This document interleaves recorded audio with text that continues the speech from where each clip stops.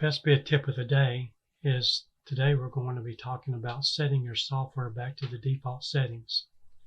So you might have made changes to the software that you don't like, or you may have had a virus that's moved some of your terminal files around, or you just want a fresh start or start all over. I'm going to show you how to do that. So you're going to right click on the best bid icon.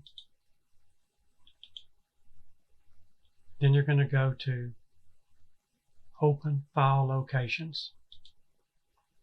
This is going to open your best bid files. So you're going to want to find the best bid database, not bestbid.exe, but just best bid database. Left click on it. It's going to open up a wizard. It's going to let you restart your software to like the day you got it. So the wizard opens up. Select New Single User Configuration. Select Next.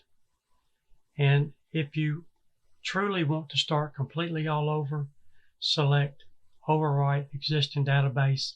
That's going to present you with a clean database when you're finished. Or if you just want to reset some files that may be missing, you can leave this over. If you click this button, it's going to erase all your existing estimates. So if you don't have a backup, you're going to lose them.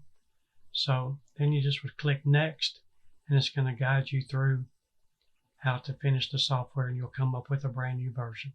So all there is to it.